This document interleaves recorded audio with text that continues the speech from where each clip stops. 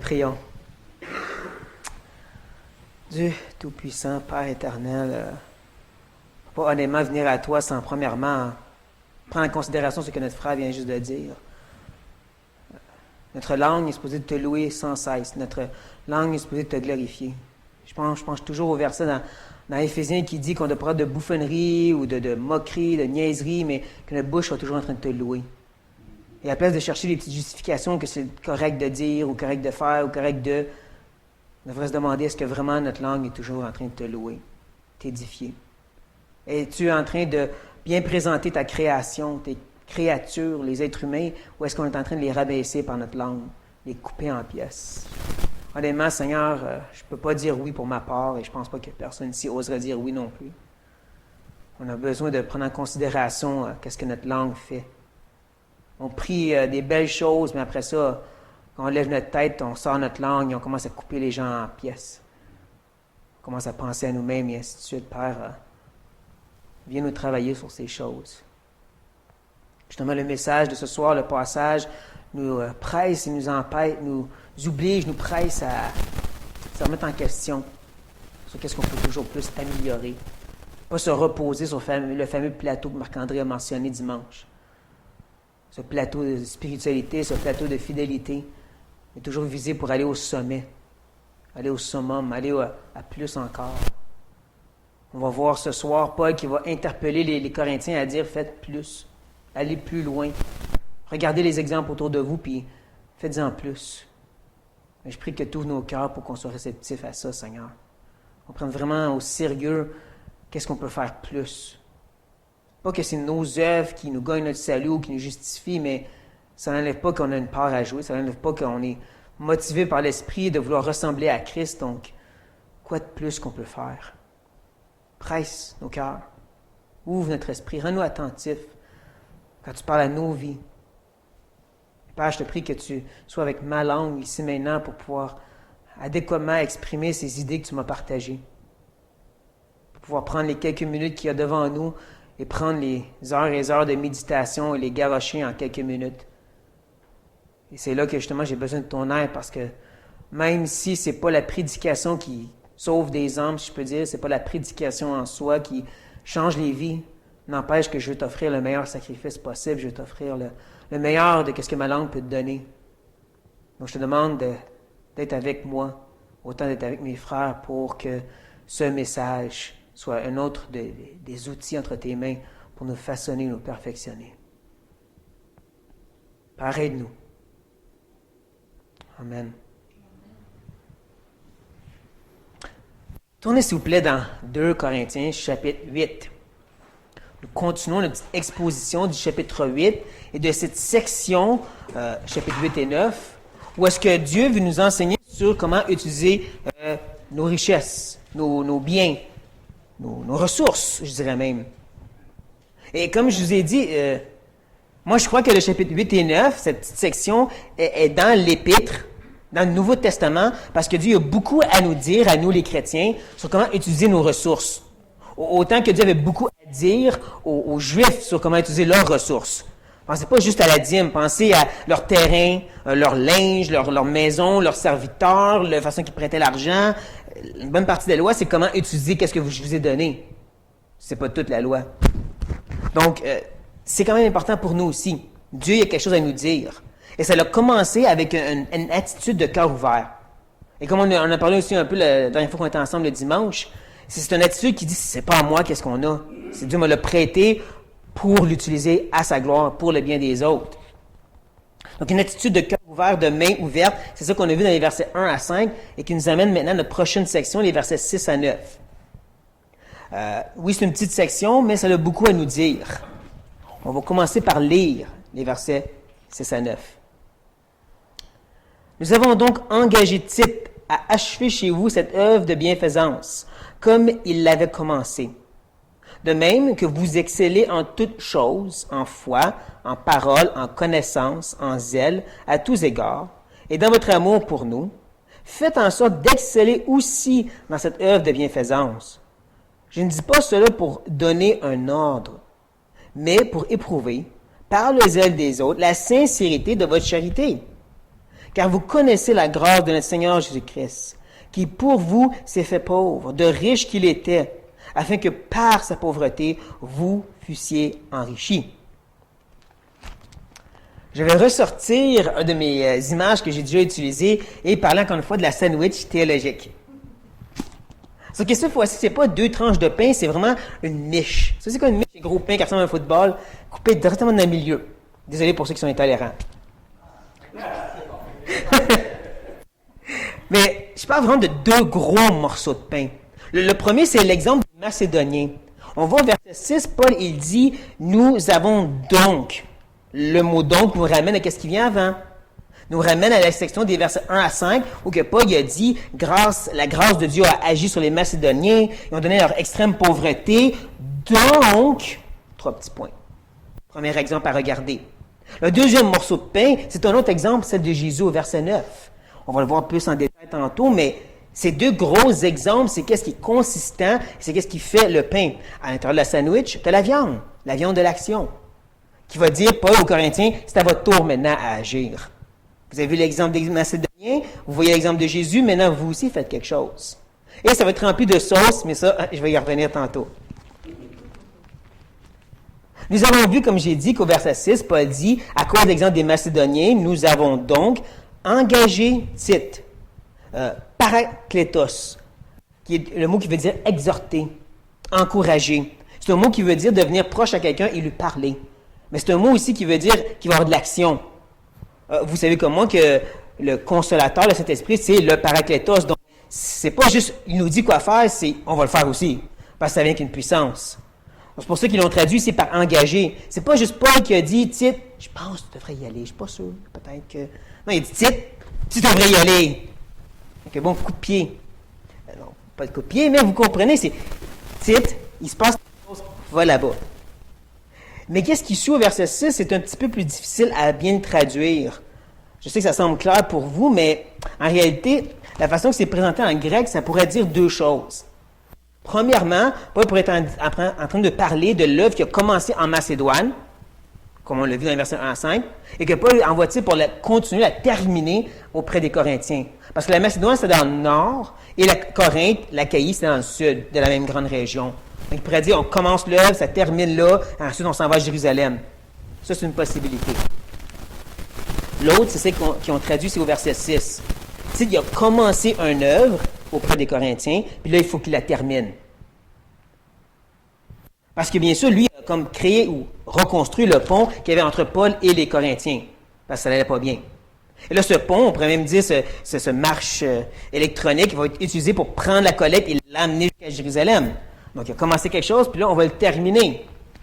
Oui, je trouve que c'est ça qui fait plus de sens face au contexte, mais ce n'est pas le plus important. Le plus important, c'est le mot bienveillance. Le mot charis dans le grec, qui veut dire grâce. Vous allez voir que dans les versets 6, 7 et 9, le mot grâce revient beaucoup. Si on considère que bienveillance, c'est grâce, donc Paul parle de la grâce au verset 6, au verset 7 et ensuite au verset 9.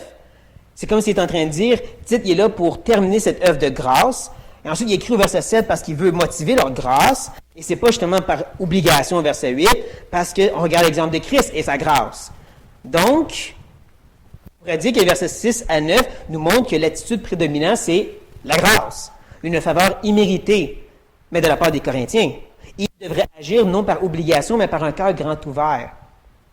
Si vous voulez savoir qu'est-ce que Dieu demande de nous face à nos ressources, c'est pas un chiffre, c'est pas un pourcentage, c'est pas un certain nombre de choses qu'on doit faire, c'est par grâce. Un cœur ouvert qui dit « je donne ». Ou si vous voulez vraiment un chiffre, c'est 100%. Ça, on va le voir plus tard dans 2 Corinthiens, chapitre 8 et 9. C'est 100% que Dieu demande. Donc, Tite est envoyé pour commencer ou terminer cette œuvre de grâce, mais pour que ça s'accomplisse, on a le verset 7. Où est-ce que Paul y met la sauce? La sauce, pour moi, c'est les qualités qu'il présente. C'est l'éloge qu'il fait des Corinthiens, lorsqu'il parle de leur foi, de leur zèle, et ainsi de suite. Ça, c'est de la sauce. Ça goûte bon, ça donne le goût d'agir. Et c'est vraiment ça que Paul fait pour assez les encourager à être plus actifs dans leur grâce, comme on voit à la fin du verset 7. On sait parce qu'au verset 7, il commence en disant « mais, même si ». Moi, c'est pas traduit, mais c'est vraiment là, c'est mais, même si que Paul dit. Et le mais, il n'est pas rattaché au verset 6. Il est rattaché à la fin du verset 7. Voici comment Paul il s'explique. Il dit, mais, même si vous avez toutes ces vertus, il faut quand même abonder, exceller dans la grâce. Oui, c'est beau, qu'est-ce qui se passe ici, c'est merveilleux, vous êtes spirituel, mais il ne faut pas négliger de plus se donner dans la grâce. Parce qu'il y a des gens qui ont besoin de vous.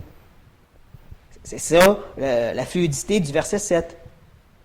Mais regardons un petit peu plus ces vertus que Paul mentionne.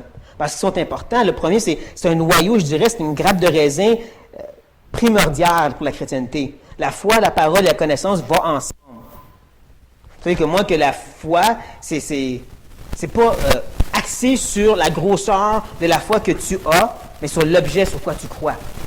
En d'autres mots, c'est pas j'ai une grande foi, parce que c'est pas une foi comme une graine de sénévé, mais si tu crois en Dieu, si tu crois dans le Seigneur, tu peux devenir un arbre. Parce que la foi dans la personne, c'est ce qui compte pas la grosseur de ta foi. Je pense que vous me comprenez ici. Oui. Merci. Il n'y a pas de nom? On continue. Mais cette fois, il faut qu'elle soit enracinée si on veut que l'arbre il tienne le coup. C'est pour ça qu'on a le mot connaissance. L'idée de savoir qu'est-ce qu'on croit et pourquoi qu'on le croit. Je sais que c'est à cheval dessus. Je sais que je n'arrête pas de revenir sur le sujet, mais c'est parce que dans mes 20 ans de vie chrétienne, non seulement dans ma vie, mais dans la vie des autres, j'ai vu que les gros arbres solides, quand l'épreuve arrive, ils tombent parce qu'ils n'ont pas de racines. Ah oui, Dieu il est souverain. Quelque chose arrive, on tombe. Ah oui, Dieu il est bon, on tombe. Et je sais que vous en connaissez des gens comme ça. C'est ça qui arrive, qu'on n'est pas enraciné à une bonne connaissance. Ça veut dire quoi, Dieu est bon? Ça veut dire quoi que Dieu est souverain? Et c'est plus que même la connaissance, parce qu'on voit la parole, donc c'est d'être capable de l'exprimer. C'est d'être capable de l'articuler, de le partager aux autres. C'est comme l'auteur anonyme dit aux gens dans Hébreu. Il leur dit non seulement vous avez des maîtres de ces choses de base, mais même des enseignants. Pas dans le sens tout le monde des prédicateurs, mais dans le sens que faut que tu sois capable de t'exprimer, de partager qu'est-ce que tu crois. Pas besoin d'utiliser des termes académiques comme imputation, rédemption, propitiation. En même temps, oui, parce qu'ils sont dans la Bible. Si tu n'es pas capable de les comprendre, tu dois la misère quand tu lis la Bible, parce qu'ils sont là, les mots. Mais non plus, tu n'as pas besoin de pouvoir exprimer c'est quoi un représentant fédéral. Mais si tu ne sais pas pourquoi que le péché d'Adam vient impacter ta vie à toi, pourquoi tu t'en vas en enfer à cause de son péché, il manque quelque chose. Il manque quelque chose si tu ne peux pas expliquer pourquoi que Jésus il est appelé le second Adam. Parce que c'est tout important. C'est un des arguments que Paul utilise dans Romains quand il exprime l'Évangile de A à Z. Est-ce que vous êtes capable, les enfants, de nous expliquer c'est pourquoi que Jésus est appelé le second Adam? Pas besoin de répondre. Juste de réfléchir sur ça. Parce que c'est de la base. C'est ça qui nourrit les racines, c'est ça qui nous tient solidement. C'est d'être capable de l'exprimer, comme Benoît l'a dit dimanche, de pouvoir défendre notre foi, de pouvoir partager aux autres. Et ne pensez pas que représentant fédéral, c'est inutile. Juste, il y a 2 semaines, quelqu'un m'a demandé pourquoi est-ce que le péché Adam fait en sorte que moi, je suis coupable. Quelqu'un de non sauvé m'a posé cette question-là. Donc, dis-moi pas que c'est pas important. Au contraire, ça fait partie de qu'est-ce que c'est notre foi. Puis ça, comme je dis, c'est la première grappe de raisin. Et de cette grappe de raisin, Paul ensuite va parler du zèle. Il dit même un zèle à tous égards. C'est un mot dans le grec, cette belle longue phrase. C'est le mot spoudé. C'est fun à dire, hein? Dites-le-moi. Spoudé. Ça veut dire un zèle diligent. Je vous rappelle, en chapitre 7, au verset 11, il parlait qu'il y avait de l'empressement puis du zèle. Mais spoudé, c'est le mélange des deux ensemble. C'est vraiment actif, activement actif. Parce que subtilement, Paul veut les emmener à avoir une grâce qui est activement actif. Mais maintenant qu'il y a la bonne connaissance dans la foi et qu'il y a aussi un zèle, il manque quelque chose. Leur cœur doit impliquer. C'est beau de savoir que tu dois faire quelque chose, de dire je vais le faire, mais si ton cœur n'est pas dedans, vous savez comme moi, c'est du légalisme, c'est de la froideur, il manque quelque chose. Comme notre frère nous le dit, il manque l'amour. Et Paul dit justement qu'il y en a de l'amour. Sauf qu'il y a une petite difficulté de manuscrit qui est devant nous. Certains manuscrits vont dire « votre amour pour nous », mais d'autres vont dire « notre amour pour vous ». Oh! C'est plus exactement le même message. À part Or, le fait que cette deuxième série manuscrite, ce qu'elle dit, pour être plus exact, plus précis, c'est cet amour que nous avons qui est allé vers vous et en vous. Donc là, c'est quand même, ils ont de l'amour, les Corinthiens. En d'autres mots, d'une façon ou d'une autre, ça revient à dire que les Corinthiens ont de l'amour. Que ce soit eux avaient de l'amour, ils l'ont manifesté à Paul, ou que Paul a montré l'exemple, puis maintenant, eux ont de l'amour à cause de Paul. Ils ont de l'amour. C'est ce que Paul dit. Justement, ça m'amène à faire une petite parenthèse ici. Je sais que les discussions sur les différents manuscrits, ça fait pas ça. Moi non plus, j'aimais pas ça au début. Mais maintenant que j'ai fait l'exposition d'au moins 3 et maintenant un 4e livre, et d'autres passages, et que je suis tombé sur beaucoup de problèmes de manuscrits que j'ai pas mentionnés la plupart du temps, je me rends compte qu'ils ont raison, les experts. Non seulement ça ne touche pas la doctrine, mais ça n'affecte aucunement qu'est-ce que ça dit dans le texte. Car en réalité, comme on le voit ici, d'une façon ou d'une autre, Paul dit, il y a de l'amour à Corinthe. C'est ça qu'il dit. Donc, le message n'est pas touché, jamais. Fermons la parenthèse ici. Parce que c'est l'amour, zélé, bien instruit, il est supposé donner une abondance, excel, d'une œuvre de bienfaisance, de grâce. Il faut qu'il soit motivé à agir par grâce, parce que comme il dit au verset 8, je ne dis pas cela pour donner un ordre. Ce n'est pas une obligation que je fais ici. Mais je vous ai parlé des Macédoniens. Mais je vous ai dit au verset 7 que vous devriez abonder plus en grâce pour éprouver, pour tester dans le feu. Je vais même oser dire provoquer. Vous allez comprendre pourquoi je dis ça. Par le zèle diligent, c'est le même mot que tantôt, des autres, comme les Macédoniens, bien sûr. L'exemple des Macédoniens est supposé des éprouver, des provoquer pour démontrer, je dirais même manifester, leur amour, charité sincère. En réalité, le mot sincérité ici, ça veut dire une naissance authentique. Tu sais, comme on a des tests de paternité d'aujourd'hui pour prouver que c'est vraiment l'enfant. Ou même on pourrait dire que Jésus, venant d'une vierge, était vraiment le Fils de Dieu parce que c'est juste lui qui peut faire ça. Ben, si tu dis ici que Paul utilise pour leur amour, ça démontre qu'ils ont vraiment été régénérés, je peux dire. Ça le démontre qu'ils vont avoir un vrai amour. Donc, la façon que je comprends qu'est-ce que Paul dit au verset 8, c'est ceci. On commence avec les 18 mois quand Paul a passé avec eux. Puis qu'il a vu vraiment Dieu faire un œuvre. Ils ont été régénérés, ils ont été sauvés, c'était clair. Mais là, quelques temps plus tard, le péché rentre dans l'Église, ça paraît pas beau, l'amour est tordu. On l'aime tellement qu'on laisse vivre dans le péché ce gars-là. Ici, on s'aime tellement qu'on s'amène en cours chacun les uns les autres. On s'aime tellement que les riches ils mangent puis les pauvres ils meurent de faim. L'amour un peu tordu. Et sûrement ça s'est fait connaître aussi, comme je dis dans le Nord, en Macédoine. T'as-tu entendu pas cette église de tout croche en bas? Peut-être même aussi dans d'autres églises, on entend parler d'eux autres parce que les chrétiens, ça parle. C'est pas nouveau de nos jours, ça a toujours parlé des chrétiens. Pas pour rien que Paul parle beaucoup contre la médisance. Ça existait dans ce temps-là aussi. Mais là, Paul, lui, il a écrit des lettres pour essayer de les ramener dans le bon sens. Et là, comme il dit, cette lettre-là, puis c'est écrit là, c'est pour vous provoquer, c'est pour vous faire sortir cette grâce, pour que les gens disent, il y a vraiment de l'amour là. Dieu a vraiment changé leur cœur. Dieu les a vraiment régénérés. C'est pas une église de tout croche. Ils ont tombé dans le péché, mais ils ont un vrai amour donné par Dieu. Je vais vous le montrer au monde. C'est un peu comme dans Romains 5, 8. Dieu veut prouver son amour envers nous, en ce que lorsqu'on est encore des pécheurs, il est mort pour nous. Hein, la preuve, j'aime bien l'Estaval, ça dit, Dieu fait éclater son amour envers nous. Ça se manifeste, c'est extraordinaire. Paul, il veut une grâce qui est surabondante parce qu'il veut que le monde voit que les Corinthiens, c'était des gens qui aimaient vraiment le Seigneur et qui avaient un cœur pour les autres. Comme il avait dit à Tite dans le chapitre 7, moi je le sais, hein, il s'est glorifié d'eux autres, moi je le sais qu'ils vont être fidèles, puis il avait raison. Il veut que le monde le sache aussi. Il veut que ce soit extraordinaire, comme à l'exemple de celle de Christ. Parce que vous connaissez, verset 9. Et le mot connaissez ici, ça parle d'une connaissance intime par expérience, ce fameux mot ginomé. Vous l'avez expérimenté pour vous-même, cette grâce du Seigneur, cette incarnation vivante, cette mort à la croix, puis comment ça change nos vies, ça nous régénère. Vous l'avez expérimenté, vous savez comment c'est extraordinaire. Donc, ça devrait affecter vos vies. Et je trouve vraiment fascinant la façon que Paul présente l'incarnation de Christ au verset 9, en parlant de riches et de pauvreté.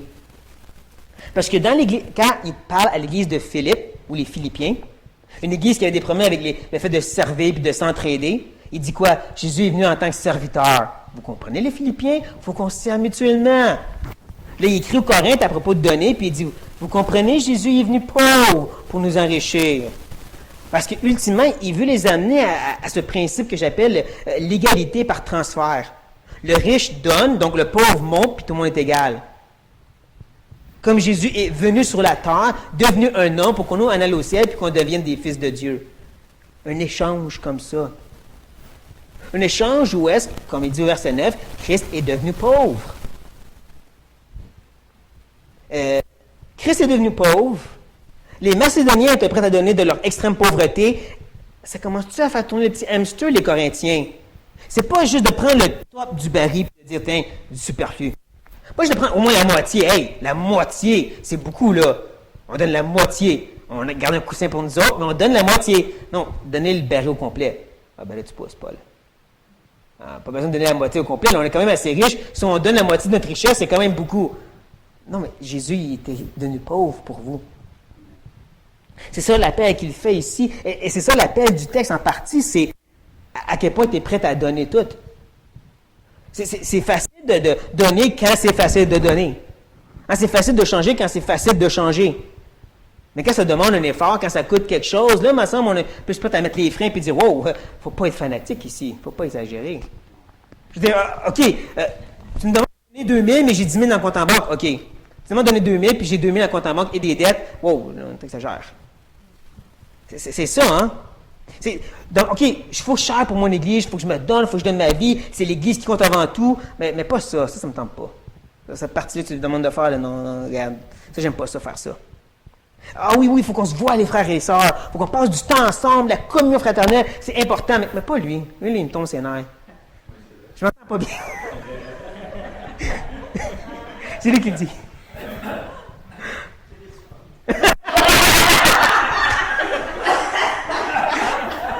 C'est pas les confessions, ça a de l'air, hein? Ouais.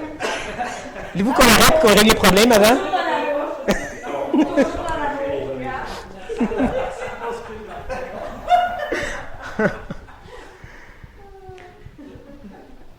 Non, mais sérieusement, quand c'est facile, là, on a le goût de le faire. Même quand ça demande quelque chose, mais quand ça demande d'aller plus loin que nos capacités normales, c'est là qu'on a moins le goût, hein? Et je veux juste vous avertir, je ne suis pas en train de prêcher ça à personne ici, hein? C'est à moi-même que je prêche. Même que quand je méditais sur cette conclusion ce matin, j'ai arrêté une seconde et je disais, hey, c'est vrai, c'est à moi que je parle, là. Hey, c'est pas juste ça, Seigneur, pourquoi tu me parles à moi, là? C'est à ça qu'il faut que je parle. Non, mais je fais dur. C'est l'exemple que je viens juste de donner. Non, mais je fais dur.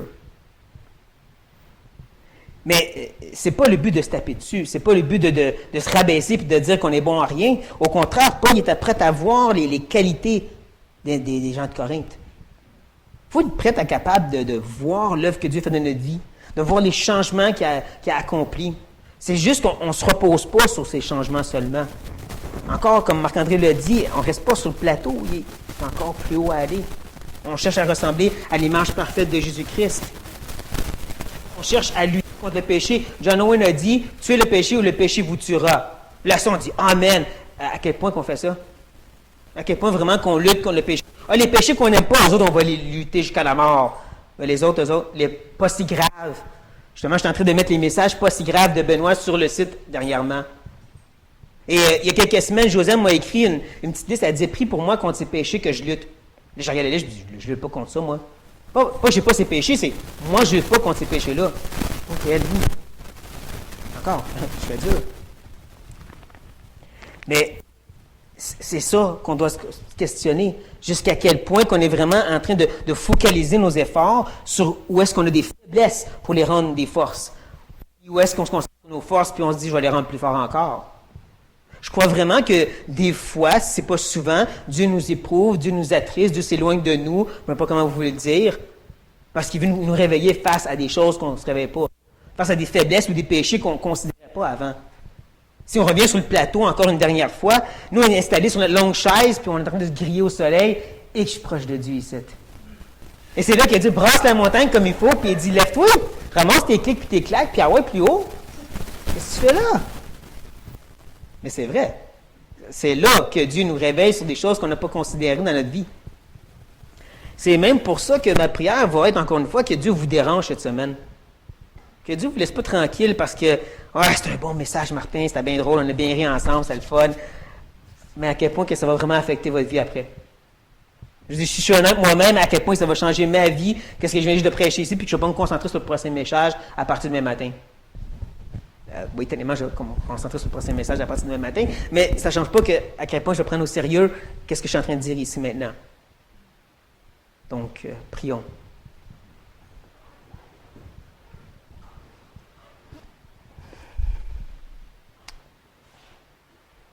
Eh bien, Père, encore une fois, nous voici humiliés devant toi.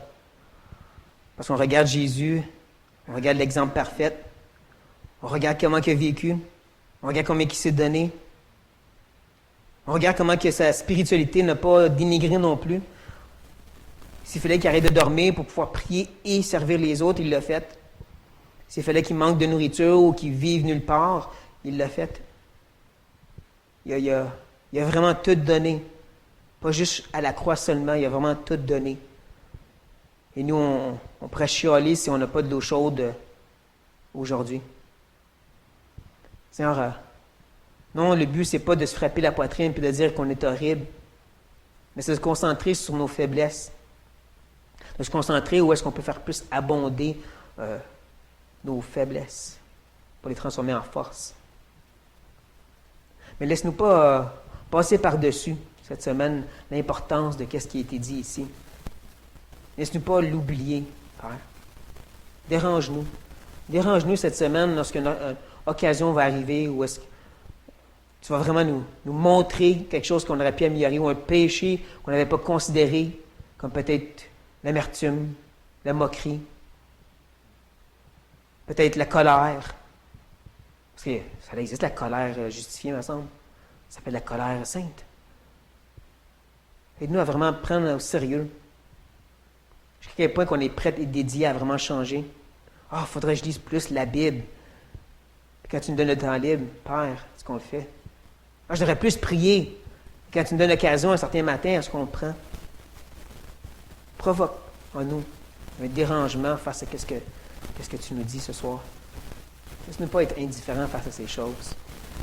Laisse-nous pas juste dire bon message. Dérange-nous. Dérange-nous face à nos faiblesses, pas nos forces. Face à où est-ce qu'on peut plus faire et plus donner. Plus combattre. Amen.